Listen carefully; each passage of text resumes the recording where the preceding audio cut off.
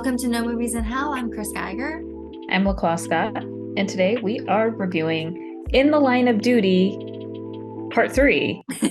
Um, as a surprise, was presented by Subway Cinema this past Sunday, November 13th, at Nighthawk Prospect Park, part of Sundays on Fire.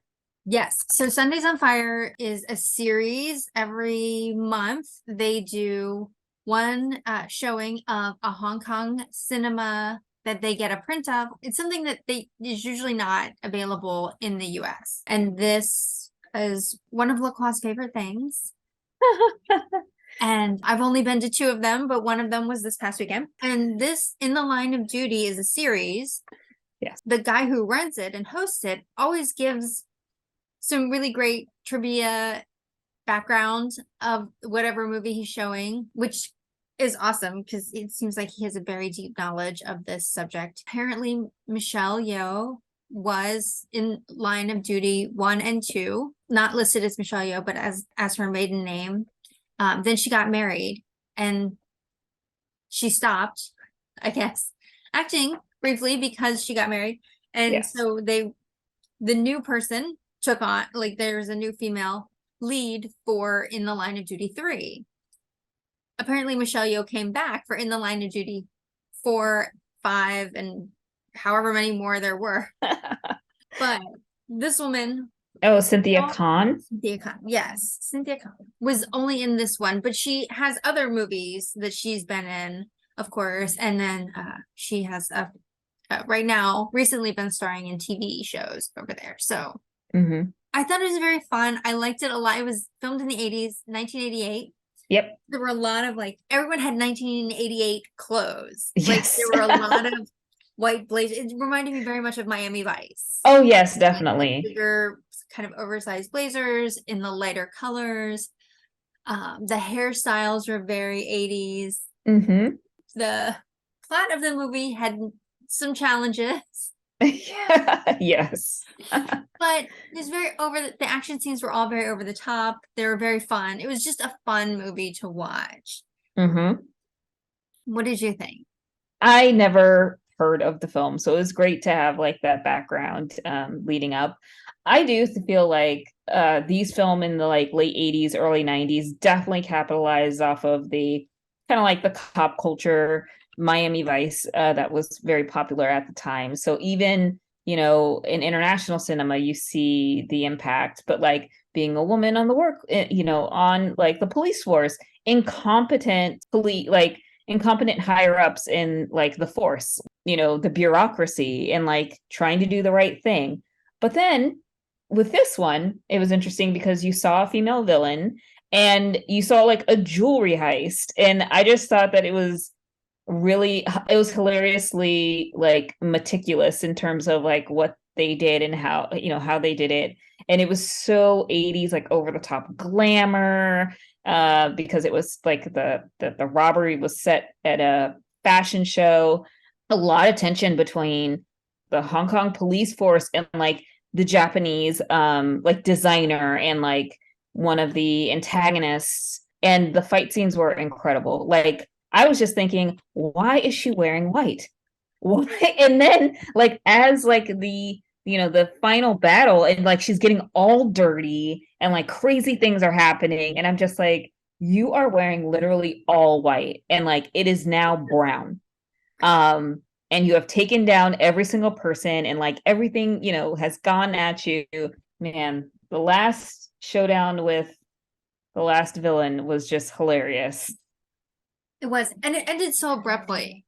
Yes, it did. It was like, well, I guess that's the end then. Credit to roll. No, like, thank you. No one, you know, the police force come to say like, thanks for all your help. It was just like it happened. She turned around and then the credits are rolled. Right. Yes, I thought there would be like at least a joke or like a final line or something. Nope. And also, I mean, if we're saying things that were hilariously out of the whole romance between the two villains. Yes. There's a bedroom scene where you're just like, what is happening right now? Like, are they vampires? Right, like she cuts both of them with a knife, but like you can see them, most of them, like they're not wearing clothes. They don't have scars anywhere else where Yes. so this is clearly the first time she's done that. And the guy's just like, okay, like this seems normal. She just cut me with a giant knife. That was weird. And then in preparation for the final fight scene, she jumps off of the boat that he's driving. Theoretically, he doesn't know she's jumped off because he continues on. Like she was on the upper deck and he was on the lower deck driving the boat. He keeps going. That's the last we see of him. But then suddenly he knows exactly where she is, fighting this fight in the warehouse against the policewoman, to the degree that not only does he know to come there, but he knows exactly where she is in that building because he punches through the wall. I loved it. The policewoman's neck and start strangling her. So that also seemed very over the top. Like it was great. There were so many parts where I was just like, what? Okay. They didn't even try to make this make sense in any way. They were like, look, we've got 90 minutes. Yes. How many action scenes can we string together in that amount of time and kind of make as much sense as possible? We know it's not going to make sense, all of it, but how close can we get? Yes. This is what came out. The other thing I don't want to forget to say is the original trailers. Oh my gosh, yes. And there's one at the beginning called Kung Fu Mama. Yes. Before I post this, I'm gonna look up and if I can find information about it, I will put it in the description. We should review it. Looks amazing. Yes. And someone in the group said, well, maybe it's a trope. Maybe it's like because Kung Fu Mama also seems like just from the trailer, it might have inspired one of the characters in Kung Fu Hustle. Mm-hmm. And another person said, oh, well, maybe it's just a standard trope. Like, yeah. And so I was like, oh, please let this be a standard trope because I need to see all of these movies if it is. That looked awesome. And then Lethal Panther was yes. Oh my gosh. It was a very long trailer. Mm-hmm. And it made no sense. Like you can't tell from the trailer who the star is. You can't tell if the Panther is one of the women. Yep. Or one of the men. You can't tell if the Panther is the good guy or the bad guy. Like you can't, there's nothing you can tell from the trailer about that movie, except that it's an action movie. Yep. And there are everybody's fighting of women who are very active in the action scenes. I think the guy who hosts it said it was during an era where there were a lot of girls with guns. It's like a very popular theme. So, and that Lethal Panther, I would say, definitely falls into the girls with guns category for sure. Now it makes me want to see all of them. I was like, wait, what? This is great. It has to be somewhere. And even the dialogue, especially with Kung Fu Mama, the dialogue over explaining, like it was like those old film. It reminded me of like Grindhouse, Quentin Tarantino and Eli Roth and Robert Rodriguez when they redone the Grindhouse horror films, and the announcer, the trail, like saying all these things in the trailer that's trying to compel people to go and see this film. And I was just like, the title alone and showing all these crazy stunts that this woman is doing is so great. Yeah, for sure. I mean, I would go if they did a Sundays on Fire where they only showed trailers of movies from the 80s, of Hong Kong movies from the 80s. I would go see that in a heartbeat. That would be awesome. That would be an afternoon well spent. Maybe that's maybe that is something that they should do. We should tag them in our post. Definitely. All right, let's go to our side. Yeah. 21 average. Okay. Oh, so another thing that the host said was that in the Line of Duty series was renamed after the third one came out. They went back and renamed two other movies in the Line of Duty and in the Line of Duty 2 Because In the Line of Duty 3 was so popular that they wanted it to be a series that continued on. So that seemed interesting that they would just be allowed to go back and change the names of movies. Like, I feel like they did that for some Jackie Chan films back before he became popular.